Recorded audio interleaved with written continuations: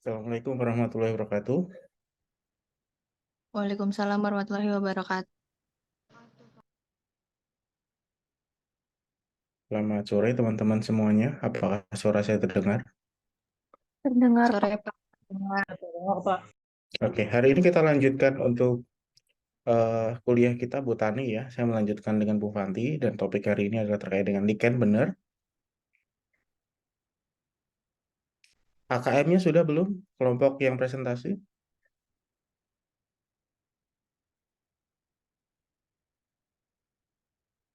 Maaf, Pak. Hari ini kita yang kelompok presentasi itu bahas jamur, Pak.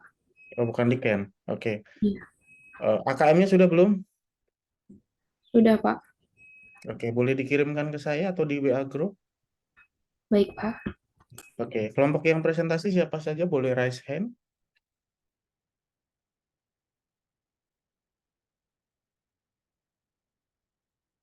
Ada Umi, siapa lagi?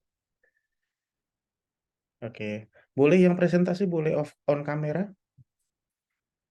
Nanti kalau pada waktu presentasi, boleh kalau misalkan ada kesulitan, boleh on off kamera. Oke, sudah siap Umi, Vivi, Asrina, sama Zafara? Sudah siap?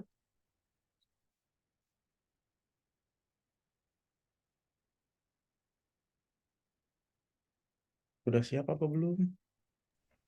Siap, Pak. Tapi sebentar, AKM-nya mau dikirim ke grup dulu.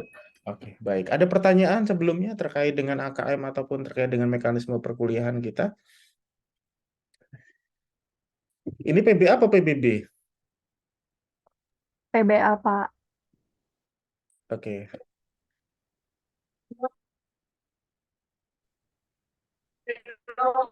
Oke, nanti kalau setelah ini presentasi boleh teman-teman yang presentasi boleh sambil off cam juga tidak apa-apa.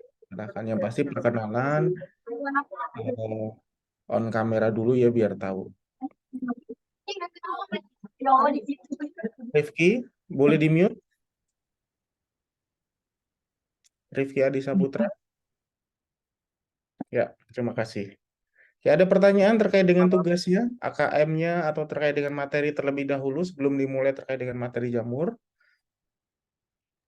Pak, saya boleh izin bertanya. Silahkan, Natasha. Untuk pengumpulan AKM sendiri itu kapan ya Pak kira-kira Pak? Atau Pengumpulan hari ini pengumpulan apa? AKM-nya Pak? AKM-nya Pak. Sesuai Sebenarnya maju atau ini. gimana? Iya, sebenarnya AKM itu adalah yang membuat adalah yang kelompok presentasi. Ya, jadi misalkan hari ini kelompok berapa? Kelompok jamur kelompok berapa? Kelompok 5, Pak. Nah, kelompok 5. Jadi yang membuat AKM tentang jamur adalah kelompok 5 saja. Minggu depan terkait dengan lichen ya. Minggu depan lichen berarti kelompok 6 yang membuat materi tentang lichen. Nah, selanjutnya terkait dengan Bryophyta. Nah, Bryophyta kan sebenarnya dibagi menjadi 3 kelas. Nah, nanti kelompok Bryophyta yang pertama dan yang kedua, silahkan nanti dibagilah 2 kelompok itu nanti siapa yang 2, siapa yang 1 kelas. Seperti itu ya. Siapa tadi yang bertanya? Natasha. Sudah cukup jelas Natasha atau pertanyaan lain?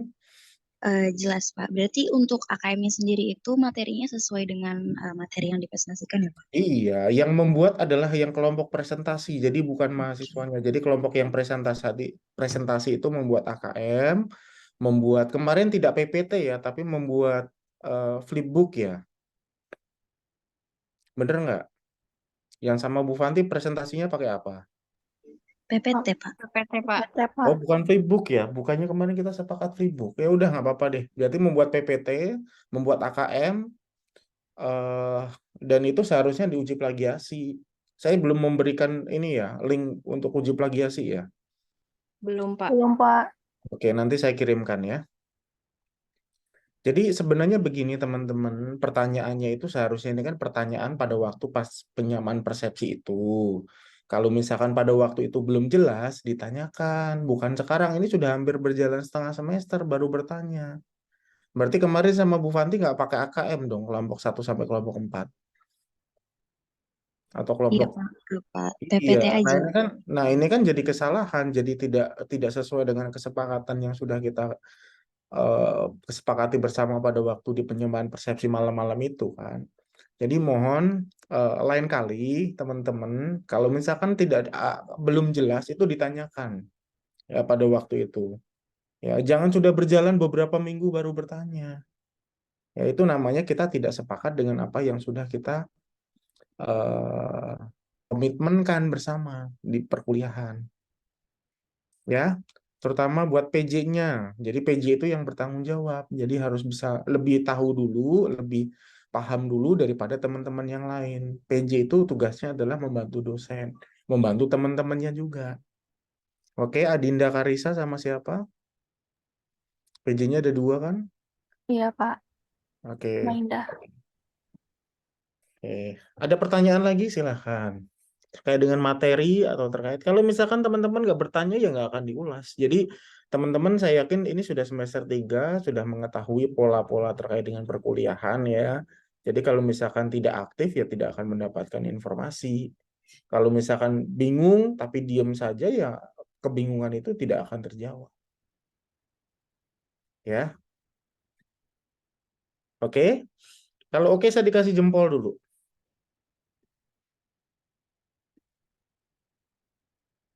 Kalau oke dikasih jempol. Kalau paham kasih jempol.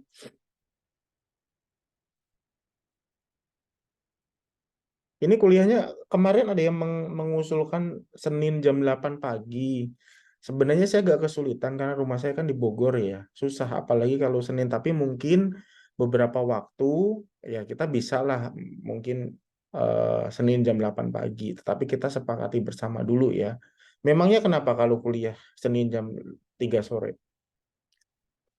Ada kendala apa? Izin menjawab, Pak. Silahkan. Untuk Senin tuh sebenarnya kita nggak ada matkul lain, Pak. Mungkin ada Mhm. MKP Gizi itu jam 10 Mhm. sampai jam 12. Kalau misalnya kita mulai lagi jam 3 sampai jam 5 itu agak jauh, Ah, Pak, perkiraan itunya. Jadi dan pulangnya sore banget untuk yang rumahnya jauh juga sebenarnya jadi makin mhm. sore gitu. Jam jam 3 sampai jam berapa? Jam 5. Oh, Iya, kuliahnya. 16.50, Pak. 16.50. Oh, tapi sebenarnya kalaupun misalkan mau digeser maju jam 13, saya bisa. Tapi ruangannya ada nggak? Ada nggak? Kalau jam 13 bentrok nggak? Bentrok, Pak. Jam 13 itu ada MKU. Oh, ya berarti nggak jauh dong. Ya udah nggak apa-apa, nanti mungkin kita sepakati saja ya. Sepakati saja sebelumnya. Mungkin ya beberapa mungkin kita jam 8, mungkin beberapa juga kita jam 3. Ya sama juga sebenarnya sih pulang sore juga ya. Oke. Ada pertanyaan lagi? Nah, hari ini kita akan membahas terkait dengan fungi atau ada yang menyebutnya dengan fungi ya. Terkait dengan fungi ini sebenarnya kalau sebelumnya ada yang mengelompokkan kepada botani gitu kan. Memang masih menjadi perdebatan terkait dengan fungi ini. Eh, Kalau misalkan kita melihat dari karakteristiknya, melihat dari ciri-cirinya, tidak termasuk ke dalam fungi gitu kan. Tetapi memang ini memang perlu dipelajari untuk bisa teman-teman mempelajari nanti pada waktu di mikrobiologi ya. Jadi sebenarnya yang kita pelajari pun juga fungi yang bersifat makro atau fungi yang memang bersifat yang dapat diamati dengan mata kita. Nah, jadi teman-teman harus bisa membedakan mata kuliah botani kok mempelajari terkait dengan fungi, apakah fungi termasuk tumbuhan gitu. Tidak ya.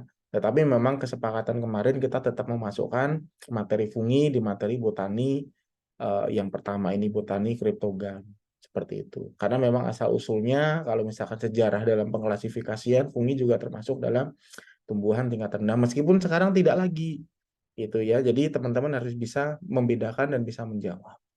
Jangan lagi sampai nanti ketika ada pertanyaan fungi termasuk tumbuhan gitu ya, tetapi bisa memahami kenapa filosofi fungi ini dimasukkan ke dalam mata kuliah botani kriptoga. Seperti itu ya. Nah, nanti terkait dengan karakteristik, pengklasifikasian, nanti akan dipresentasikan oleh kelompok 5 ya. Oke, kelompok 5 sudah siap? Siap, Pak. Oke, silahkan boleh di-share screen.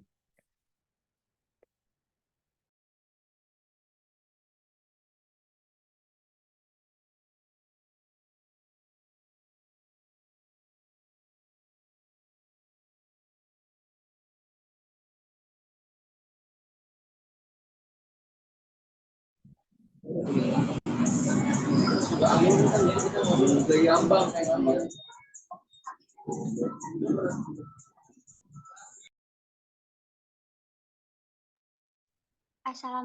warahmatullahi wabarakatuh. Terima kasih kepada Pak Rizal dan teman-teman sekalian yang sudah hadir.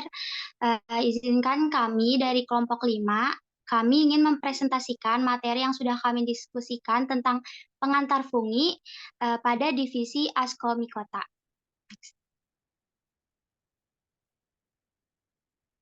Adapun anggota kelompok dari kelompok 5 yaitu ada Adinda Zafarah, ada Asrinawati, ada Intan Aliani, ada saya sendiri Nadia Nur Kamilal Hafiz, ada Umi Kuzaimah, dan ada Vivi Fiandra.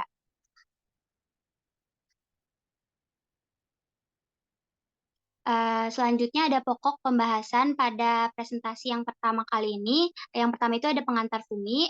Di pengantar fungi ada bahasan mengenai pengertian mikologi, definisi umum tentang fungi, klasifikasi fungi, dan mikoriza. Untuk pembahasan divisi Askomikota sendiri ada karakteristik, morfologi dan anatomi, cara hidup, reproduksi, dan klasifikasi.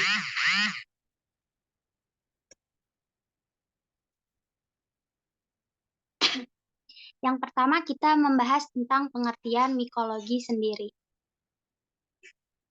Nah, mikologi itu terbagi menjadi dua kata, yaitu ada mitos yang artinya jamur dan logos yang artinya ilmu, berasal dari bahasa Yunani. Jadi, mikologi ini adalah sebuah cabang ilmu yang mempelajari tentang jamur. Nah, adapun kajian ilmu dari mikologi ini meliputi ada taksonomi jamur, ada fisiologi jamur, ada bioteknologi jamur, dan ada budidaya jamur. Selanjutnya membahas mengenai definisi umum dari fungi. Nah, fungi itu adalah sebuah kingdom dari dalam klasifikasi makhluk hidup bagi sekelompok besar makhluk hidup yang bersifat eukariotik dan bersifat heterotrof. Fungi ini sebagai tumbuhan yang sangat sederhana, berinti, berspora, tidak berklorofil, berupa sel atau benang bercabang atau yang bisa dinamakan hifa, dengan memiliki struktur dinding sel yang tersusun atas kitin. Nah, kenapa fungi ini tidak berklorofil? Karena dia itu mengambil makanan dari organisme lain. Juga dia bersifat heterotrof, jadi dia itu tidak bisa masak makanannya sendiri, melainkan mengambil makanannya dari organisme lain. Daur hidup fungi itu dapat secara saprofit dan parasit. Apa sih saprofit dan parasit ini? Saprofit ini adalah fungi bertahan hidup dengan mengambil makanan dari organisme lain yang sudah mati atau sudah menjadi bangkai. Nah, sedangkan parasit ini jadi fungi itu menempel pada inangnya. Boleh next? Selanjutnya membahas mengenai klasifikasi fungi. Nah, fungi ini kan diklasifikasikan menjadi 4 ya. Yang pertama ini ada Ascomycota. Ascomycota ini bersifat multiseluler dan uniseluler. Nah, Ascomycota ini memiliki bentuk yang beragam seperti mangkuk dan bulat. Yang seperti ada di gambar itu ada jenis Ascomycota yaitu ada Sarcochipa coccinea. Reproduksi dari Eskimokota ini terjadi secara seksual maupun aseksual. Secara seksualnya itu dalam membentuk satu atau lebih spora seksual atau spora dalam sel berbentuk kantung yang disebut dengan askus. Adapun reproduksi seksualnya aseksualnya itu dengan membentuk coniodospora yang dihasilkan oleh struktur yang disebut dengan conidium. Next. Klasifikasi yang kedua ada zigomikota. Nah, zigomikota ini tubuhnya terdiri atas hifa yang tak bersekat dan mempunyai banyak inti sel, bersifat multiseluler, reproduksinya secara seksual maupun aseksual. Nah, zigospongariumnya ini terbentuk saat beberapa hifa yang telah berdiferensiasi. Zigomikota ini tidak memiliki tubuh buah. Seperti pada di gambar itu ada struktur dari zigomikota itu ada spora, ada sporangiofor, ada hifa stolon, ada hifa rhizoid. Next. Klasifikasi fungi yang ketiga ini ada Basidiomycota. Basidiomycota ini hidup sebagai dekomposer pada kayu atau bagian lain tumbuhan. Bentuknya juga beragam, ada yang seperti payung, ada kuping, dan setengah lingkaran. Tubuh buah dari Basidiomycota ini terdiri atas tudung atau piolos, bilah atau lamela, dan tangkai atau stip. Reproduksinya secara seksual dan aseksual. Untuk reproduksi aseksualnya ini menghasilkan konidia, sedangkan pada reproduksi seksualnya itu terjadi dengan cara perkawinan antara hifa yang berbeda jenis. Untuk klasifikasi fungi yang terakhir ada Deuteromycota. Hifanya ini berbentuk bersekat.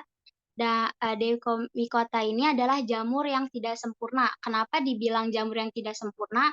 Karena reproduksi seksualnya itu kayak belum diketahui gitu bagaimana cara reproduksinya. Nah, sedangkan reproduksi aseksualnya ini sudah diketahui dengan membentuk spora aseksual melalui fragmentasi dan konidium yang bersel satu atau bersel banyak. Nah, tadi kan sudah dibilang juga ya kalau jamur ini tidak sempurna. Jadi, seksualnya itu belum diketahui bagaimana caranya. Hidupnya ini berparasit pada manusia dan hewan. Karena berparasit, jadi dia itu bersifat merusak atau menyebabkan penyakit pada hewan-hewan ternak, manusia, dan tanaman budidaya lainnya.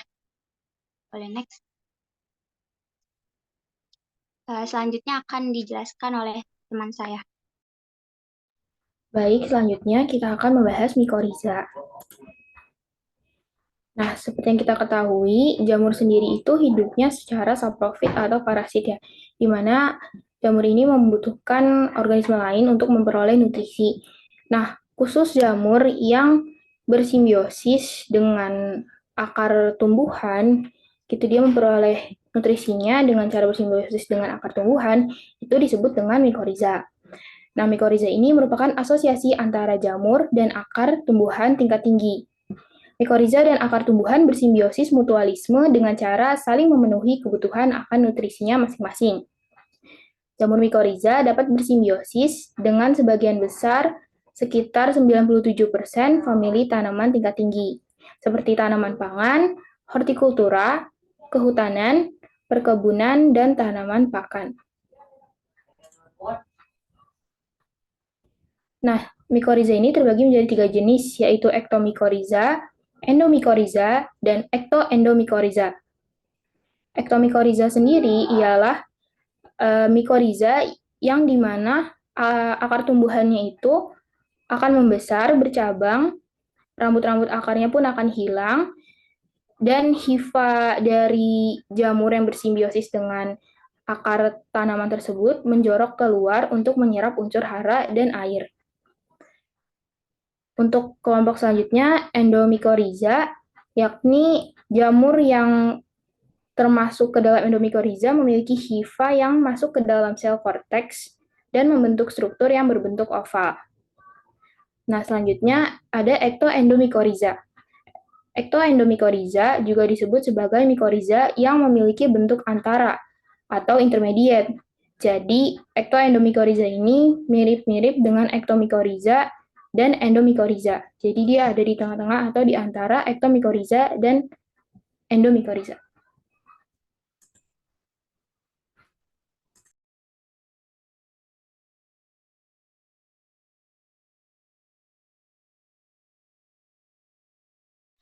Baik, selanjutnya dijelaskan oleh teman saya. Oke, selanjutnya ada definisi dari Ascomycota. Next. Kira-kira apa sih Ascomycota itu? Jadi Ascomycota itu berasal dari kata Yunani yang berarti dari kata askos, yaitu botol kulit atau kantung, dan juga dari kata mikes yang berarti fungi. Jadi sehingga Ascomycota ini sering disebut sebagai fungi kantung atau safungi. Pemberian nama safungi ini karena adanya askus yang memproduksi spora seksual, yaitu askospora atau struktur pembentuk spora pada jamur yang berbentuk kantung spora. Ascomycota ini dapat hidup sebagai parasit maupun saprofit dan juga dapat bersimbiosis dengan lichen. Next.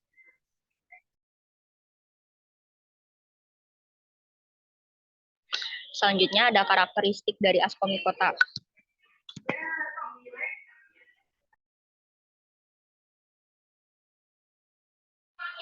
Karakteristik dari askomikota ini yang pertama, dia uniseluler maupun multiseluler. Yang kedua, bersifat eukariotik. Selanjutnya, termasuk jamur sejati atau eumikota. Yang keempat, memiliki miselium, yaitu struktur yang terdiri dari sel-sel tubuh jamur yang tidak terhubung. Yang kelima, memiliki hifa atau yang disebut sebagai struktur filamentosus yang terdiri dari sel-sel tubuh jamur yang tersambung.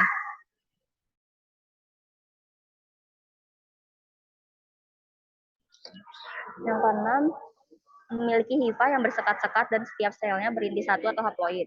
Yang ketujuh, askomikota ini dapat hidup seperti saprofit, parasit, dan juga bersimbiosis dengan lichens. Selanjutnya, askomikota ini bersifat heterotrofik karena memperoleh nutrisi dari organisme hidup atau mati. Selain itu, jamur ini mampu mengkonsumsi hampir semua cairan asalkan terdapat air di dalamnya. Selanjutnya, memiliki askus atau disebut juga dengan aski jika berbentuk jamak. Jadi askus ini itu disebut sebagai kantong yang berkembang di hifa jamur. Yang ke-10 terdapat askopora, yaitu spora seksual yang dihasilkan dari askus. Yang ke-11 terdapat conidiospora atau spora aseksual yang dihasilkan pada conidiofor yang berada di ujung hifa. Next. Selanjutnya ada struktur tubuh dari askomikota. Di sini ada dua struktur tubuh karena askomikota ini ada yang bisa bereproduksi dengan seksual maupun aseksual. Yang struktur tubuh dari askomikota yang bereproduksi dengan seksual di sini itu ada zigotnya dan juga ada organ yang male dan female organ gitu. Kalau misalkan yang askomikota yang berkembang biak secara aseksual, dia itu memiliki conidium, conidiospora, dan ada hifa. Sebenarnya keduanya ada hifa, tapi kalau yang di seksual ini hifanya itu dikaryotik. Nanti selanjutnya akan dijelaskan lebih lanjut reproduksi tentang askomikota. Next.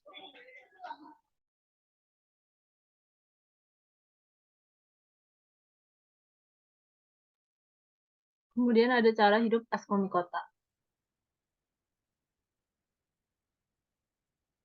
Nah, jadi sebagian besar askomikota itu hidupnya dia tuh sebagai parasit. Parasit itu apa? Dia tuh dia tuh menyerang organisme hidup, menembus pertahanan luarnya, menyerangnya dan memperoleh makanan dari sitoplasma hidup sehingga menyebabkan penyakit dan terkadang kematian pada inangnya. Nah, parasit di askomikota ini kebanyakan parasitnya itu tuh sebagai parasit dari tanaman. Nah, kemudian si fungi yang hidup sebagai parasit ini di tumbuhan dia tuh memiliki hifa khusus yang disebut Haustoria. Nah, dari Haustoria ini dia bisa menembus jaringan tubuh inangnya dan langsung menyerap zat makanan yang dihasilkan oleh inang. Nah, ada pula yang bersifat parasit obligat seperti Ordo Erysiphales. Beberapa contoh askomikota yang berperan sebagai patogen pada tanaman itu ada contohnya Galactomyces sp, dia menyebabkan busuk asam pada daun pada tanaman jeruk. Lalu Leveillula sp menyebabkan embun tepung pada tanaman obat. Verticulum nectria menyebabkan kanker pada batang dan ranting pada berbagai pepohonan. Kemudian ada Stromatina sepiforum yang menyebabkan busuk putih pada bawang putih. Nah, tapi meskipun sebagian besar askomikota ini hidup sebagai parasit, ada juga askomikota yang hidupnya itu sebagai saprofit dan dia heterotrof. Askomikota mendapat makanan dari materi organik yang telah mati. Adaptasi dari sifat hidup saprofit ini yaitu terletak pada kemampuan hifa askomikota yang memiliki enzim pengurai materi organik. Pada organisme saprofit ini, hifa yang mereka miliki mampu mengeluarkan enzim pencerna yang berfungsi untuk menguraikan materi organik menjadi bentuk yang lebih sederhana sehingga dapat diserap oleh sel-sel pada organisme tersebut. Nah, ascomycota ini yang bersifat saprofit ini ya banyak ditemukan tumbuh di serasa, tanah, dan kayu yang sudah lapuk, di mana di tempat-tempat tersebut itu banyak mengandung karbohidrat, selulosa, dan lignin yang digunakan sebagai sumber nutrisi bagi ascomycota. Beberapa ascomycota juga membentuk microrhiza dengan tumbuhan. Banyak ascomycota lain hidup di antara sel-sel mesofil di daun. Beberapa dari spesies ini melepaskan senyawa-senyawa beracun yang membantu melindungi tumbuhan dari serangga. Kemudian akan dilanjutkan oleh teman saya. Baik, untuk selanjutnya kita akan masuk ke bagian reproduksi dari ascomycota. Next. Jadi untuk reproduksi ascomycota sendiri itu dia punya dua jenis siklus hidup utama. Yang pertama itu ada siklus hidup seksual dan juga aseksual. Nah, kalau misalnya yang ascomycota yang secara seksual itu dia membentuk askospora, sedangkan yang aseksualnya itu membentuk tunas, konidium, ataupun bisa dengan fragmentasi. Nah, spora aseksual atau konidium itu diproduksi pada hifa atau bagian tubuh aseksual lainnya. Nah, hifa itu apa? Hifa itu merupakan pembentuk tubuh jamur yang berupa benang-benang. Selama tumbuh itu, hifa itu di fungi saling membelit untuk membentuk massa benang yang disebut dengan miselium yang ukurannya itu cukup besar. Nah, kumpulan miselium ini nantinya akan membentuk badan fungi atau bisa disebut dengan tubuh buah. Nah, jadi yang pertama nih di sini ada reproduksi aseksual, ascomycota uniseluler. Nah, dia tuh pembelahan sel atau pelepasan tunas dari sel induk. Nah, reproduksi secara aseksualnya ini dilakukan dengan pembelahan sel atau pelepasan tunas dari sel induk. Tunas yang terlepas itu bakal menjadi sel jamur baru, ya kan? Ini ada di gambar. Namun kalau misalnya dia nggak terlepas, maka sel tunasnya itu akan membentuk rantai pseudopodia atau hifa. Boleh di next. Nah, selanjutnya itu ada reproduksi aseksual ascomycota yang multiseluler. Nah, ini dia bisa dengan dua cara, yaitu ada fragmentasi dan juga pembentukan konidiospora. Nah, hifa dewasanya itu putus terus bakal menjadi tumbuh jadi hifa jamur baru. Nah, hifa haploid yang sudah dewasa itu nanti akan menghasilkan konidiofor atau tangkai konidia. Terus pada ujung konidiofornya itu akan terbentuk spora yang disebut dengan yang diterbangkan angin atau bisa disebut dengan konidia. Nah, konidia sendiri itu punya jumlah kromosom yang haploid. Terus konidia dari si fungi itu bisa berwarna-warni, antara lain bisa oranye, hitam, biru, ataupun kecoklatan. Nah, kalau misalnya kondisi lingkungannya menguntungkan, konidianya itu berkecambah menjadi hifa yang haploid. Jadi tadi si yang ascomycota seluler ini dia bisa dengan dua cara, yaitu fragmentasi hifa dan juga dengan pembentukan konidiospora. Next. Selanjutnya yang reproduksi seksualnya itu ada ascomycota uniseluler. Dia diawali dengan konjugasi atau penyatuan dua sel haploid yang berbeda jenis, yaitu ada plus dan juga minus. Nah, dari hasil penyatuan zigot yang berkromosom diploid itu, zigotnya tumbuh dan membesar menjadi askus yang diploid. Nah, inti atau nukleus diploid di dalam askus itu akan membelah secara meiosis dan dengan menghasilkan 4 inti yang berkromosom haploid. Nah, di sekitar 4 inti itu nanti akan terbentuk dinding sel dengan 4 askospora di dalam askus berkromosom haploid. Nah, kalau misalnya askusnya udah masak itu, selanjutnya askusnya itu pecah dan akan mengeluarkan askospora. Nah, askospora ini akan tumbuh menjadi sel jamur baru yang haploid. Boleh di next. Selanjutnya itu yang ascomycota multiseluler. Nah, jadi kalau misalnya yang multiseluler ini, dia juga sama kayak yang tadi, dia ada HIFA plus dan HIFA minusnya yang masing-masing itu punya kromosom haploid yang berdekatan. Terus nanti tuh HIFA plusnya itu akan membentuk ascogonium atau alat reproduksi betina. Nah, sedangkan yang HIFA minusnya itu dia akan membentuk anteredium atau alat reproduksi jantan. Nah, ascogonium ini bakal membentuk saluran menuju anteridium yang disebut dengan trikogin. Nah, dari trikogin ini terjadi proses plasmogami atau peleburan sitoplasma. Nah, ascogonium itu nanti akan menerima nukleus yang berkromosom haploid dari anteridium sehingga ascogoniumnya itu punya banyak inti dari keduanya. Nah, selanjutnya ascogonium itu tumbuh menjadi sebuah hifa dikaryotik yang bercabang-cabang dan tergabung dalam ascocarp atau tubuh buah. Selanjutnya, ujung-ujung hifa pada si ascocarp itu akan membentuk ascus dikaryotik. Nih, di sini dia akan membentuk ascus dikaryotik dan di dalam askus itu terjadi kariogami atau peleburan inti. Nah, jadi nanti akan terbentuk inti yang berkromosom diploid.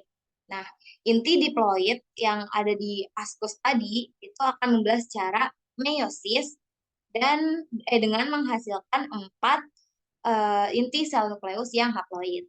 Nah, selanjutnya masing-masing dari nukleus haploid tadi itu akan membelah secara mitosis sehingga yang ada di dalam askusnya itu ada 8 nukleus. Nah, kemudian dari sekitar nukleus itu akan terbentuk dinding sel dan terbentuk askospora yang berkromosom haploid. Nah, kalau misalnya si askusnya tadi udah masak atau udah matang gitu, askosporanya itu akan tersebar secara serentak dan ini bakal terjadi jika satu askus pecah maka akan berakibat pada pecahnya askus yang lain. Boleh di next. Nah, selanjutnya itu masuk ke klasifikasi dari si divisi Ascomycota. Next.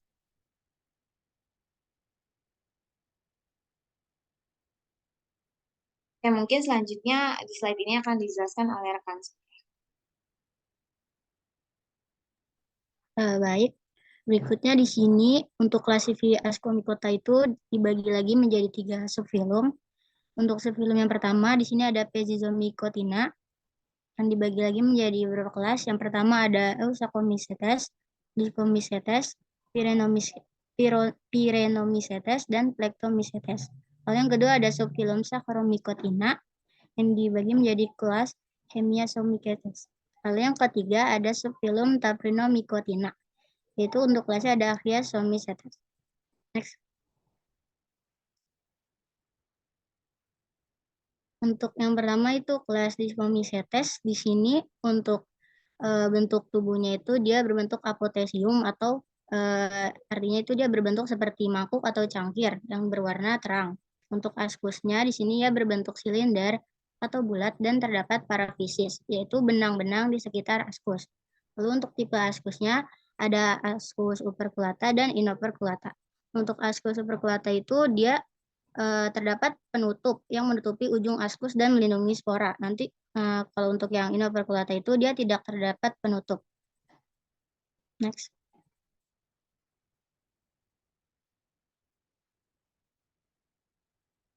Berikutnya akan dijelaskan oleh rekan saya.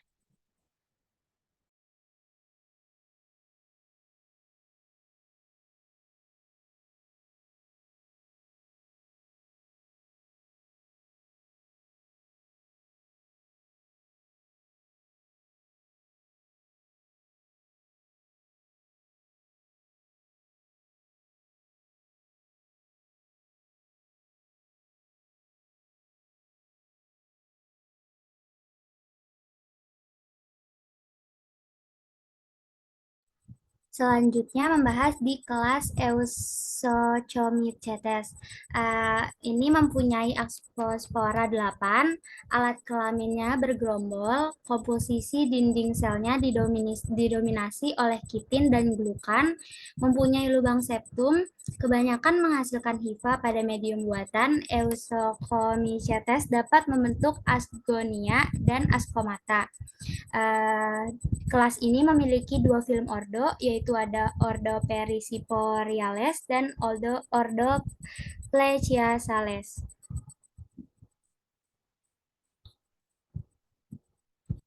Kelas yang selanjutnya ada kelas dari Pyrenomycetes. Tubuhnya ini berbentuk piretesium seperti yang digambar itu. Terus askusnya bertipe tunicata, bersifat parasit pada tanaman dan beberapa malia. Sebuah penghasil dari mikotoksin.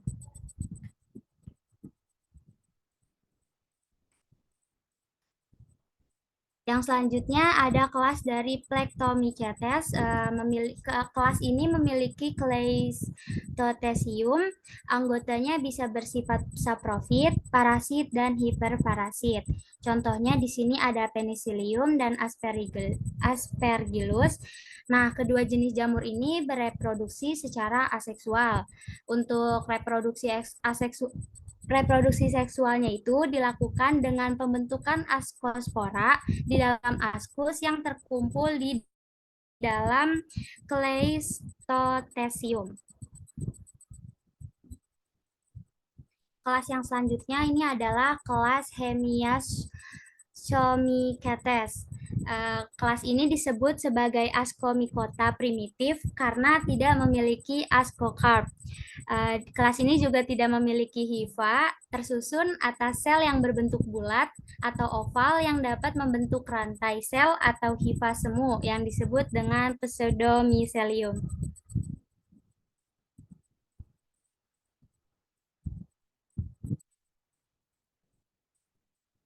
Selanjutnya akan dibahas oleh teman saya. Yang berikutnya ada kelas Archiascomycetes. Untuk Archiascomycetes ini dia merupakan bentuk Ascomycota primitif atau basal Ascomycetes. Kenapa disebut Ascomycota primitif? Itu karena dia memiliki beberapa ciri morfologi yang lebih sederhana dibandingkan dengan kelompok lainnya dalam divisi. Lalu untuk dia ini merupakan keturunan yang mengalami reduksi dari spesies-spesies yang lebih kompleks yang mempunyai askomata. Dia juga memiliki tahapan seksual askogenos, tapi tidak memiliki hifa askogenos. Lalu reproduksinya itu ada aseksual dengan pertunasan atau pembelahan atau cleavage, kecuali pada genus Neolecta itu tidak ada askomata ataupun conidiomatanya. Next. Nah, berikut ini ada beberapa ordo-ordo yang terdapat di Archiascomycetes. Untuk yang pertama itu ada ordo Pneumocystidales. Itu merupakan fungi yang ditemukan sebagai parasit pada paru-paru. Nah, karena dia parasit pada paru-paru, dia itu menyebabkan infeksi paru-paru serius pada individu dengan sistem kekebalan yang lemah. Lalu yang kedua ada ordo Schizosaccharomycetales. Itu dia merupakan fungi ragi. Nah, dia itu merupakan salah satu spesies yang paling dikenal dalam ordo ini dan sering digunakan dalam riset seperti riset genetika dan bioteknologi. Lalu yang ketiga ada ordo Neolectales. Itu merupakan fungi yang berperan dalam peran ekologis, termasuk sebagai patogen tumbuhan atau sebagai saprofit yang membantu dalam dekomposisi bahan organik. Lalu yang keempat ada ordo Promycetales, yaitu merupakan yang termasuk sering kita sebut dengan jamur benang, yaitu termasuk dalam subdivisi Taprinomycotina, dan dia itu mencakup beberapa fungi yang umumnya ditemukan sebagai parasit yang ada pada tumbuhan. Lalu yang kelima ada ordo Taprinales. Dia ini termasuk ke dalam subdivisi juga dikarenakan dia ini bisa menjadi patogen tumbuhan juga dan dapat menyebabkan berbagai penyakit tumbuhan, termasuk penyakit daun keriput. Next. Berikutnya akan dijelaskan oleh rekan saya. Selanjutnya ada kebermanfaatan dari askomikota. Next.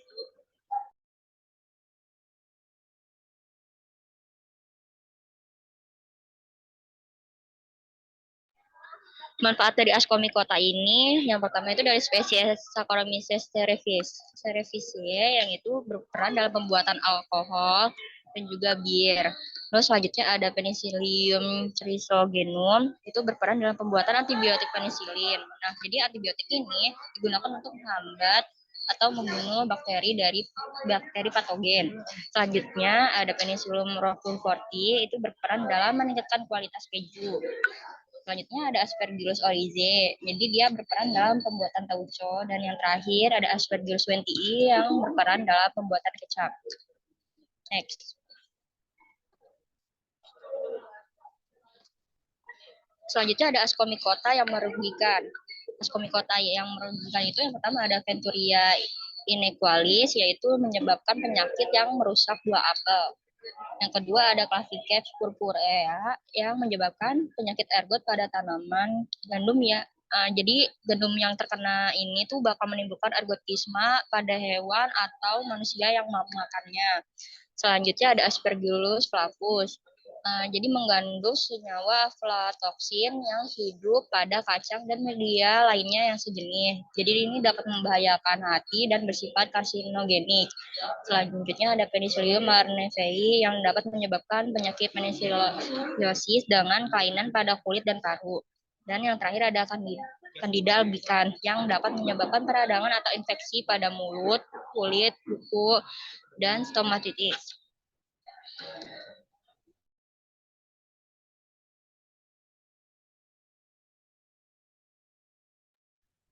Sekian dari kelompok kami, kurang lebihnya mohon maaf. Wassalamualaikum warahmatullahi wabarakatuh.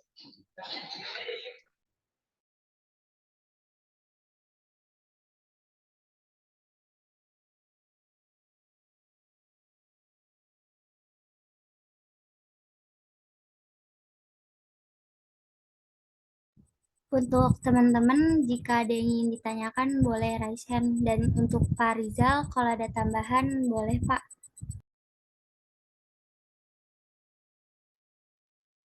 Silakan diskusi dulu. Baik Pak. Ayo untuk teman-teman yang mau nanya, boleh raise hand dulu ya.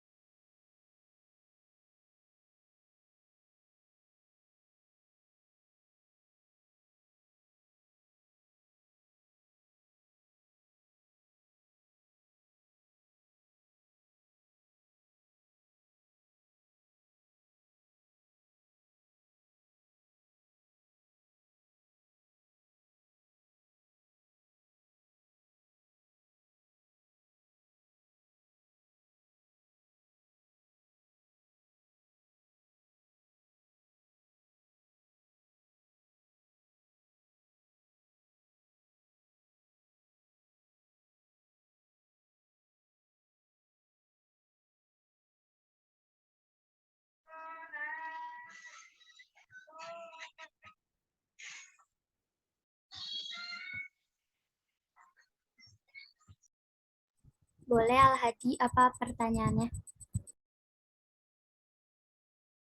Baik, terima kasih kepada kelompok 5 atas presentasinya. Saya izin bertanya, tadi kan disebutkan bahwa jamur fungi itu bersimbiosis dengan lichen ya.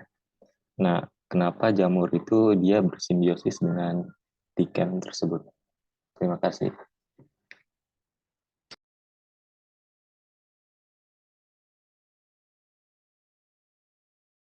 Oke Al-Hadi, makasih. Ditampung dulu ya pertanyaannya.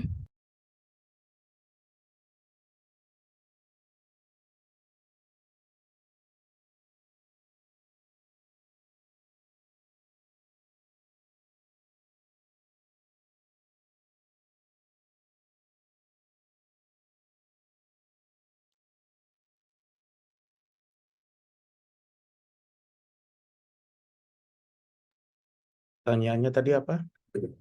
Pertanyaan dari Hadi. Ini Pak, mengapa jamur itu bersimbiosis dengan lichen? Oke, silahkan boleh dijawab. Baik Pak, diskusi dulu ya Pak sebentar.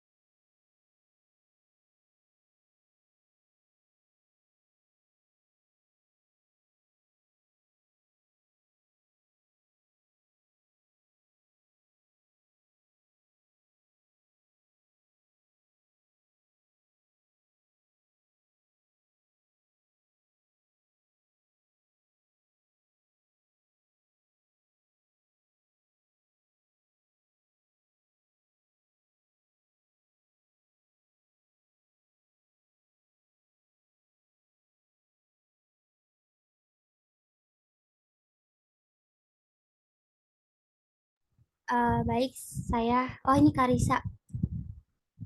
Boleh Karisa jawab pertanyaannya? Iya, perkenalkan saya Dinda Kanisa. Saya ingin bertanya, ada ciri khusus nggak sih dari ascomycota itu yang beda dari yang lain gitu?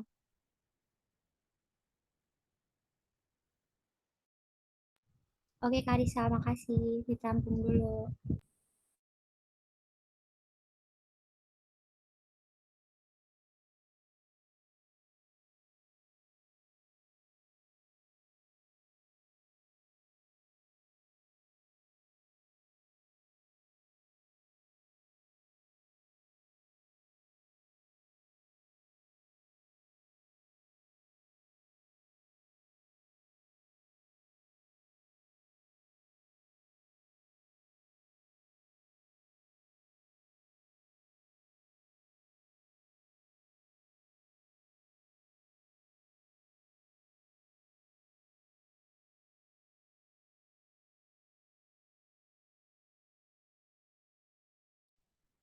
Yang lain boleh bantu kelompok yang presentasi.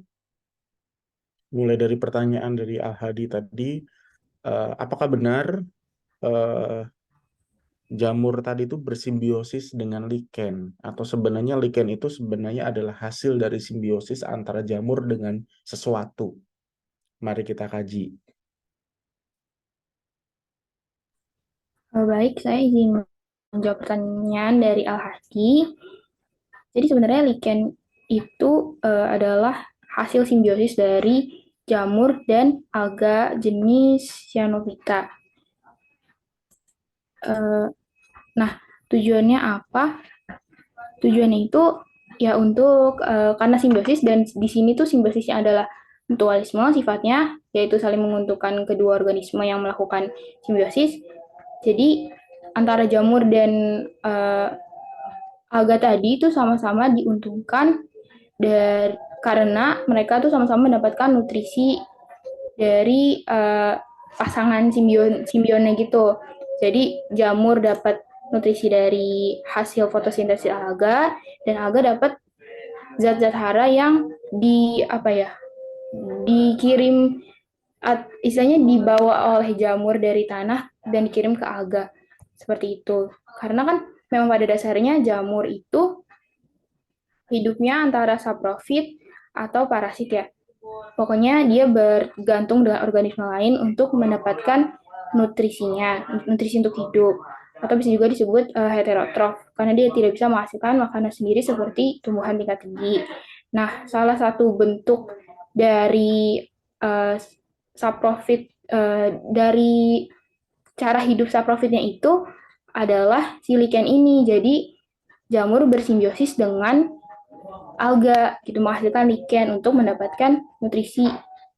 Seperti itu. Apakah terjawab, Aldi? Oke, terima kasih Umi. Oke, boleh saya masuk ya? Boleh, Pak. Teman-teman sependapat nggak dengan penjelasan Umi atau ada yang mau menambahkan atau ada yang mau mengoreksi? Ada? Boleh share raise hand yang mau menambahkan? Boleh disajikan lagi PPT-nya?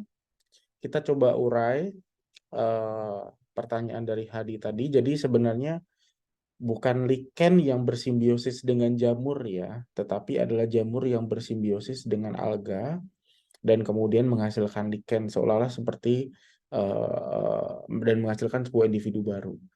Boleh ke slide yang pertama tadi. Tadi sudah disampaikan oleh Umi bahwa jamur itu adalah bersifat heterotrof, di mana sebuah makhluk hidup itu tidak dapat menghasilkan nutrisinya sendiri ya, di mana jamur itu kan tidak memiliki klorofil. Lagi. Nah, di sini definisi umum dari sebuah fungi. Bersifat eukariot, terus kemudian sifatnya juga heterotrof, jadi dia tidak bisa menghasilkan nutrisi atau makanannya sendiri, maka dia harus bergantung pada makhluk hidup yang lain, ya kan? Nah, makhluk hidup itu adalah alga. Alga tadi alga apa, Umi? Jenisnya alga apa? Cyanophyta. Oke, nah kemudian apa yang didapatkan oleh alganya? Alga itu mendapatkan nutrisi berupa air, ya kan, unsur-unsur hara dan sebagainya yang terdapat pada jamur. Nah, ini disebut dengan simbiosis mutualisme. Kedua-duanya saling menguntungkan, ya, di mana jamur kan tidak bisa mengolah makanan sendiri, dia tidak punya klorofil, itu maka dia bersimbiosis dengan alga dan menghasilkanlah lichen seperti itu. Jadi ini sudah termasuk materi pendahuluan untuk minggu depan yang sudah masuk pada lichen. Itu ya. Oke. Cukup, silahkan dilanjutkan lagi.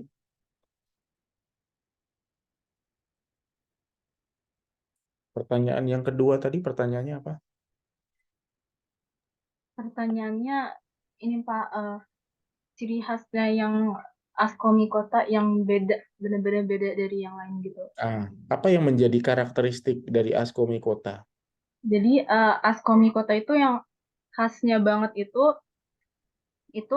uh, dia dia produksi spora seksualnya. Jadi dia produksi spora seksualnya itu ada di dalam askus yang berupa kantong, makanya dia disebut sebagai jamur kantong. Nah, selain itu dia juga memiliki hifa atau miselium yang bersepta dan memiliki tubuh buah. Itu yang tidak dimiliki yang lain ya. Ya, yang kantong tadi. Oke, mungkin bisa juga karena materi kita itu kan materi botanik kriptogram itu kan terkait dengan takson ya. Jadi teman-teman mungkin nanti bisa dibuatkan yang presentasi itu apa namanya, peta konsep. Jadi pembagiannya seperti apa? Tadi sudah disebutkan belum? Jadi masih terpotong-potong kan? Jadi bisa dibuat utuh fungi, kemudian dibagi menjadi apa, dibagi lagi menjadi apa. Itu ya. Dan mungkin nanti pada waktu di lumut sama di paku juga seperti itu. Biasanya saya minta buat kalau di lumut sama di paku, saya minta dibuat untuk peta konsep hierarki dari pengelompokan dari suatu makhluk hidup. Nah, pembagian kelompok itu kan berdasarkan karakteristik, gitu ya. Karakteristik yang memang tampak maupun karakteristik yang memang tidak tampak. Kalau karakteristik yang tidak tampak apa? Didasarkan dari genetik penyusunnya. Itu sudah tidak bisa disangkal lagi. Itu ya. Tapi kalau dari karakteristik tadi sudah disebutkan oleh Adinda ya, bahwa pada ascomycota itu ciri khususnya adalah ascosporanya ya, yang terbentuk dalam askus dan kemudian juga memiliki hifa yang bersekat atau septat. Oke. Itu saja, silahkan dilanjutkan lagi diskusinya.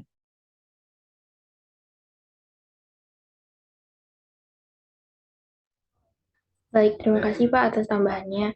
Untuk teman-teman yang ingin bertanya atau berpendapat atau memberikan saran kepada tim yang mempresentasikan pada hari ini, boleh silakan di raise hand terlebih dahulu atau boleh ditanyakan di kolom chat.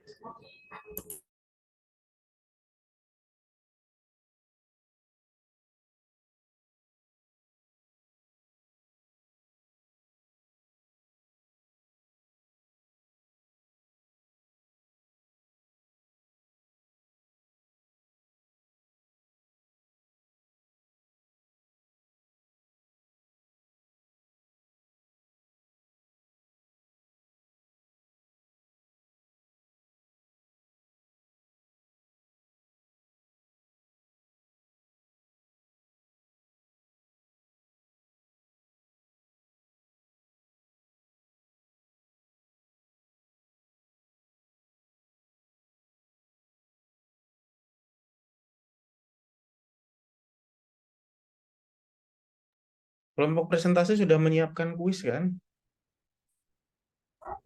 Sudah Pak. Ayo diskusi. Kalau nggak diskusi berarti semuanya sudah paham.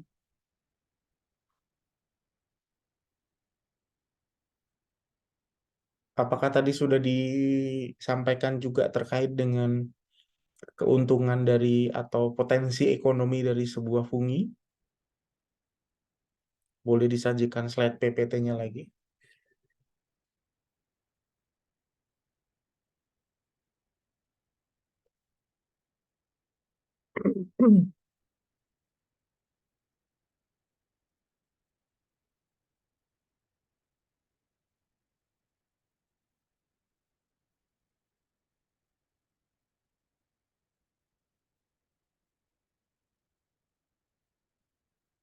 Kenapa belum nampak?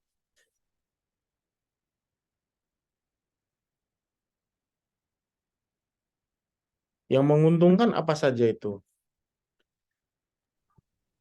Di sini sudah terlihat belum Pak? Sudah? Ya, di antaranya ada Saccharomyces cerevisiae Pak yang biasanya dijadikan sebagai ragi untuk roti.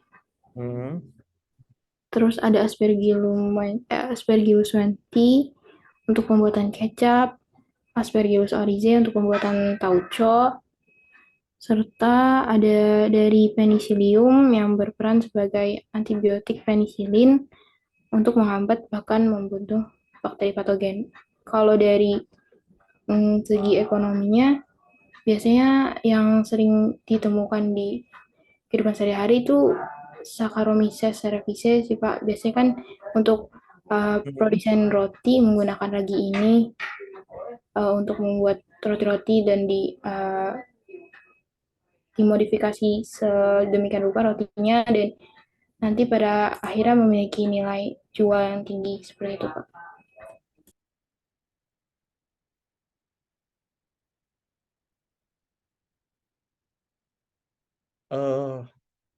Oke, sebentar. Kalau dalam Canva itu tidak bisa menuliskan spesies sesuai dengan binomial nomenklatur ya. Dimana kalau penulisan spesies itu ditulis dengan cetak miring. Bisa nggak itu?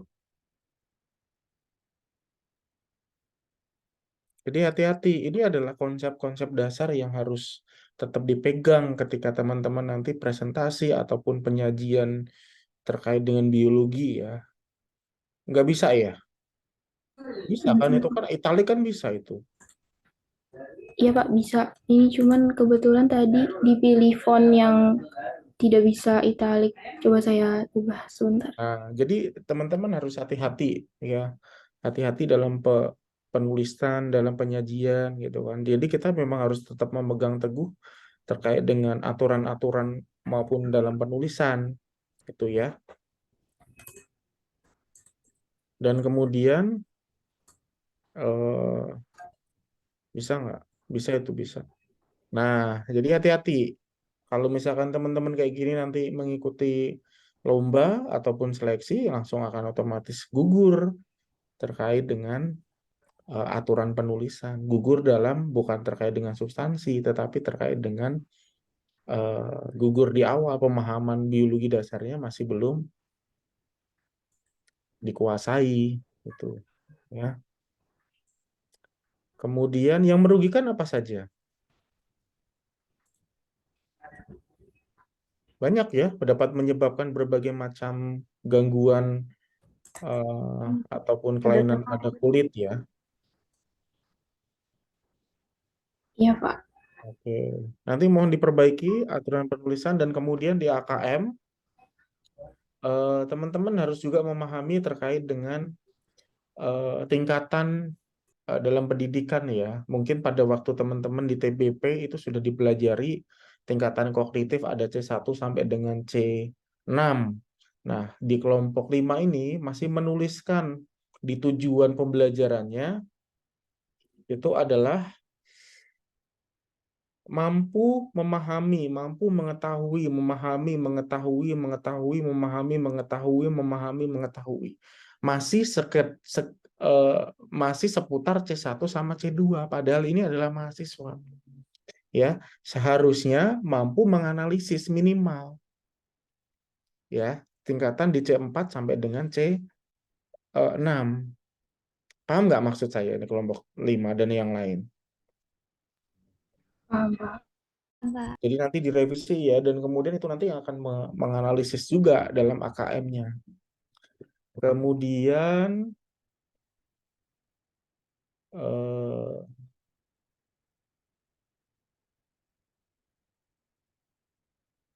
pertanyaan yang muncul,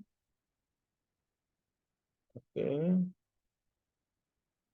Nomor 4 ini, mengapa ascomycota disebut fungi kantong?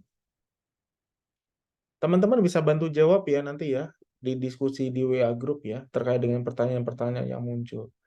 Kosakata istilah baru, saya kira ascomycota bukan istilah baru ya. Iya kan? Teman-teman sudah mendengar ini sebelumnya kan? Sebelum kuliah pun sudah dengar kan? Kemudian hifa juga bukan istilah baru saya kira. Miselium juga bukan istilah baru. Karena di sini adalah kosakata istilah baru yang baru ditemui. Ya, mungkin septa bisa masuk bagi teman-teman ya. Dan yang bawahnya juga Austoria juga masih masuk. Tetapi seperti ascomycota, hifa, miselium itu kan dan mycorrhiza itu kan sebenarnya sudah pengetahuan umum yang sudah teman-teman pahami sebelumnya. Ya. Ya, ada pertanyaan lain silahkan.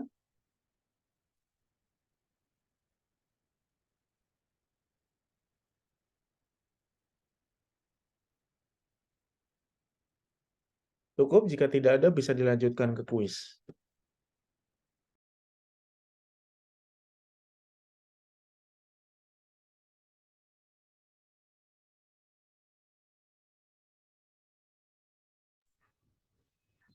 Sepertinya cukup, Pak. Bisa langsung lanjut ke kuis. Kuisnya live, maksudnya langsung di Zoom ini ya, Pak?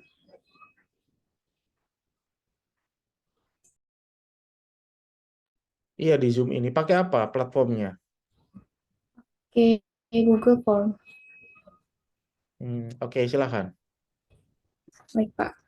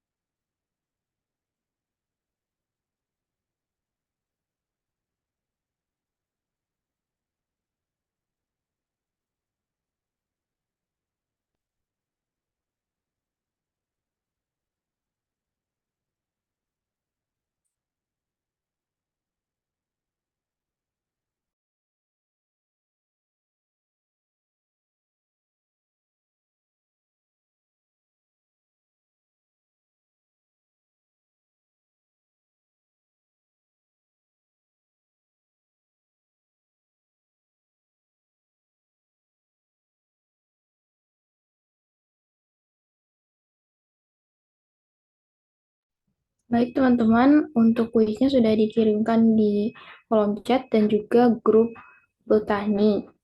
Boleh langsung dikerjakan ya teman-teman semua.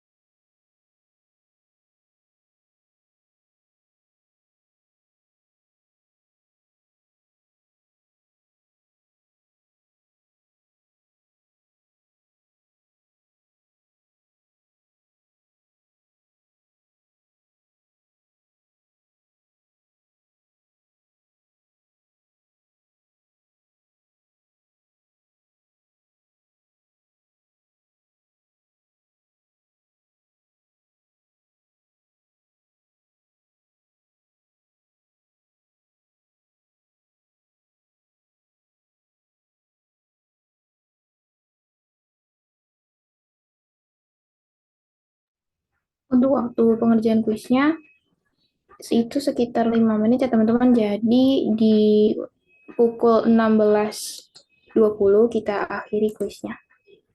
Terima kasih.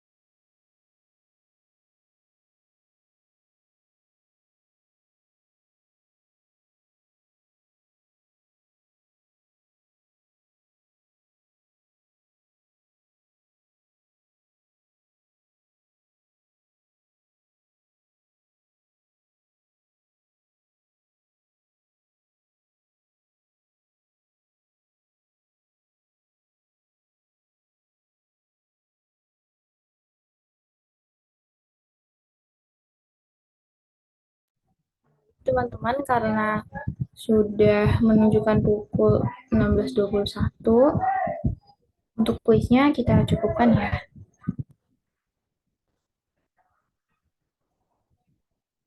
Baik, karena kuisnya dicukupkan, saya kembalikan kepada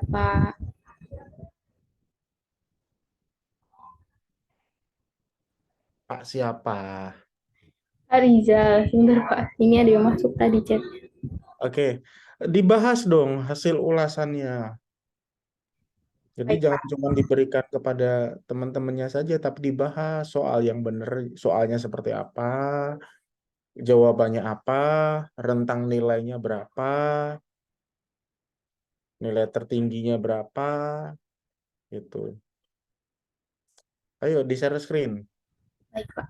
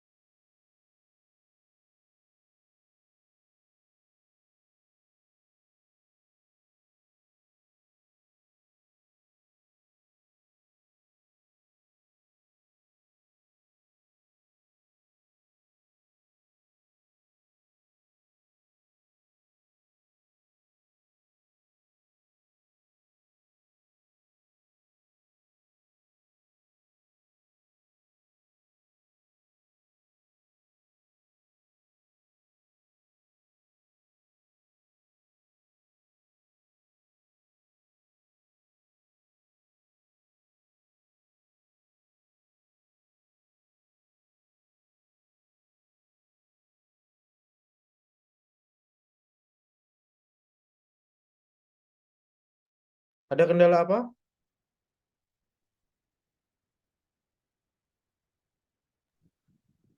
Ini Pak, link kan saya share screen, tapi yang buat di form itu Intan, belum di collab gitu, belum, email saya belum dimasukin sama Intan. Ya intannya yang share screen dong. Tadi sih ada kendala Pak, sebentar. Tan bisa share screen kah Tan? Intan bisa share screen nggak, Tan?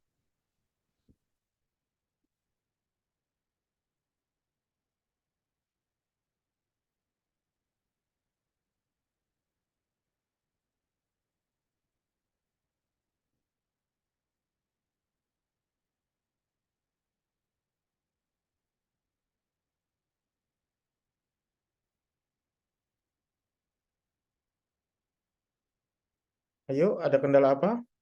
Tolong disampaikan.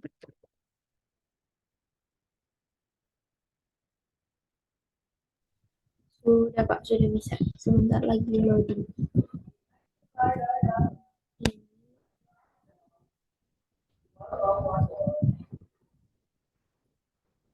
Dilihat ke atas dulu coba. Kita lihat dulu rentangnya.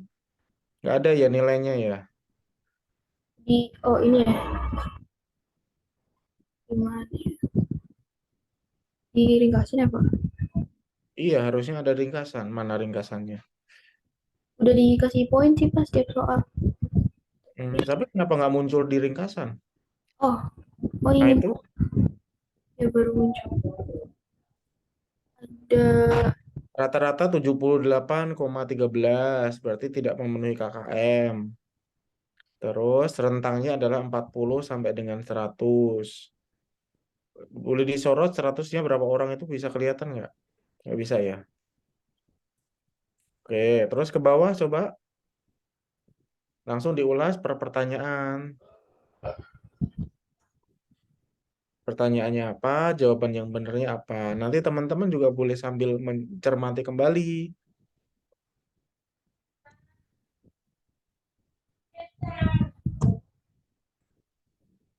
Oke, silahkan dilanjut.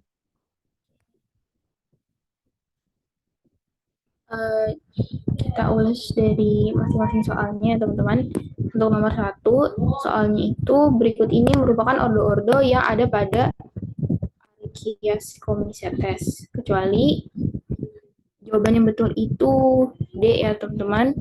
Di sini ada beberapa yang menjawab salah untuk nomor 1, tapi kebanyakan sudah benar. Jadi selain Zozoaca comitalis itu termasuk ke dalam ordo-ordo pada Archias comicetes di dalam opsi ini maksudnya. Bantu teman-teman kelompok 5 untuk membahas soal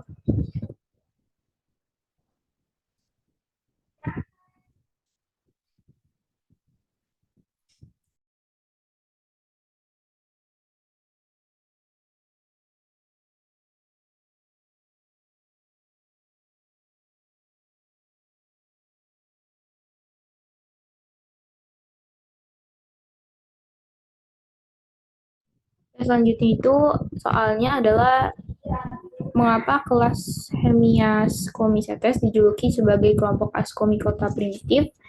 Ini untuk soal nomor 2. Jawabannya itu adalah karena tidak memiliki ascocarp ya. Tadi ada di slide yang dipresentasikan oleh kelompok 5 bahwa kalau Ascomycota primitif itu biasanya yang memiliki ciri-ciri yang lebih sederhana daripada Ascomycota lainnya. Seperti contohnya di kelas Hemias comicetes itu dia tidak memiliki ascocarp gitu. Jadi dia disebut sebagai Ascomycota primitif.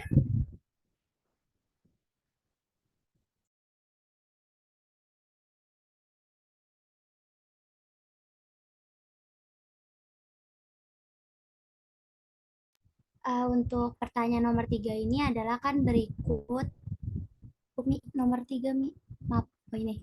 Berikut ini Ascomycota mana yang merugikan? Jawabannya itu yang B ya teman-teman, yang Aspergillus flavus. Nah ini tuh kenapa bisa merugikan? Karena tadi udah dijelasin kalau dia itu mengandung senyawa aflatoxin yang hidup pada kacang. Nah ini tuh dapat membahayakan hati. Sedangkan untuk yang pertama itu Aspergillus wenti itu Ascomycota yang menguntungkan. Kalau yang Asparagus oryzae juga yang menguntungkan, Penicillium schizongenum juga yang menguntungkan, sama Saccharomyces cerevisiae juga menguntungkan.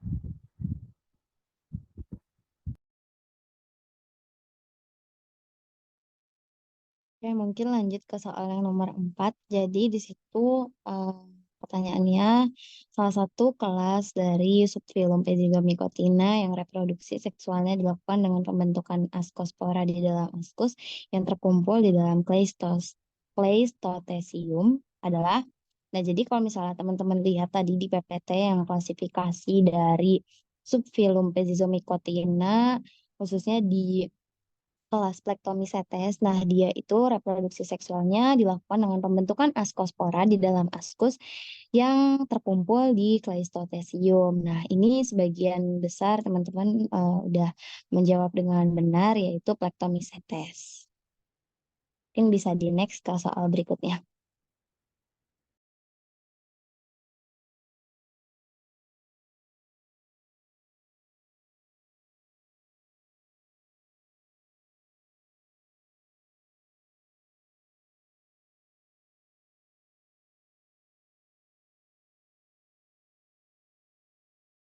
Untuk pertanyaan selanjutnya itu kan apa perbedaan saprofit dan parasit. Nah, saprofit dan parasit ini kan adalah sifat dari fungi ya. Kalau jawabannya itu yang C, karena saprofit itu adalah organisme yang mengambil nutrisi itu dari organisme lain yang sudah mati gitu, sudah menjadi bangkai. Nah, sedangkan kalau yang parasit itu dia mengambil makanan dan nutrisi dari inangnya atau menempel pada inangnya.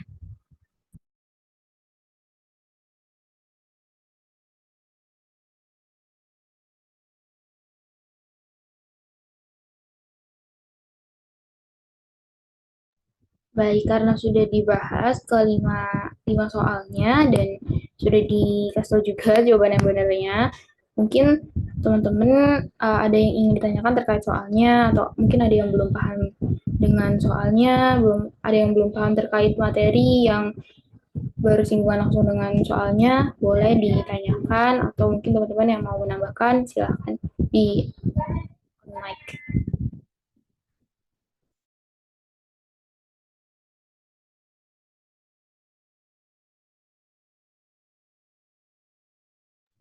Ataupun kalau masih ada yang ingin didiskusikan di luar pertanyaan soal juga bisa ya teman-teman.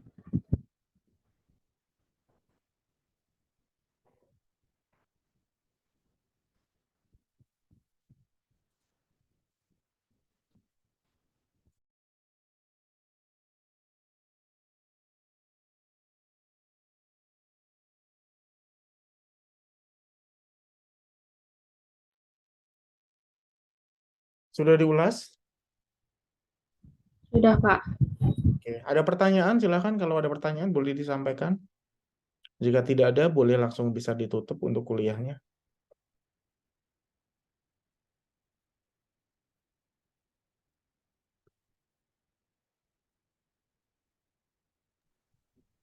Ya teman-teman, kalau ada yang ingin ditanyakan boleh langsung raise hand. Atau mungkin kalau udah menurut teman-teman udah cukup, boleh bilang cukup ya teman-teman, atau ketik cukup di kolom chat.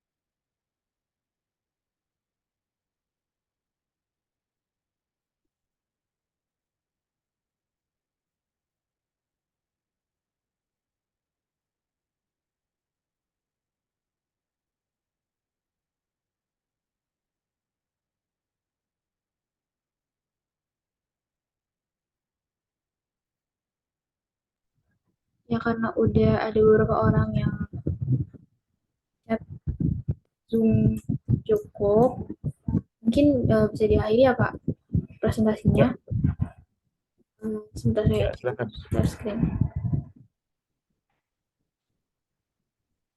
Baik, terima kasih atas perhatiannya teman-teman semua. Terima kasih juga yang udah berpartisipasi aktif dalam presentasi kelompok 5 dan diskusi pada hari ini.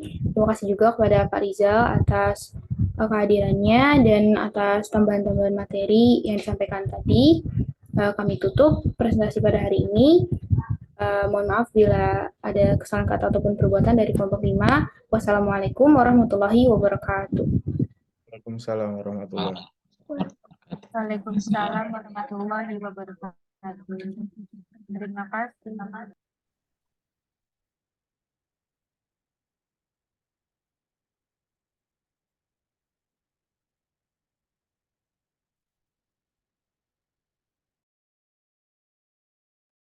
Izin live ya. Terima kasih semuanya. Baik, Pak. Terima kasih. Terima kasih, Pak. Terima kasih, Pak. Terima kasih, Pak. Terima kasih, Pak.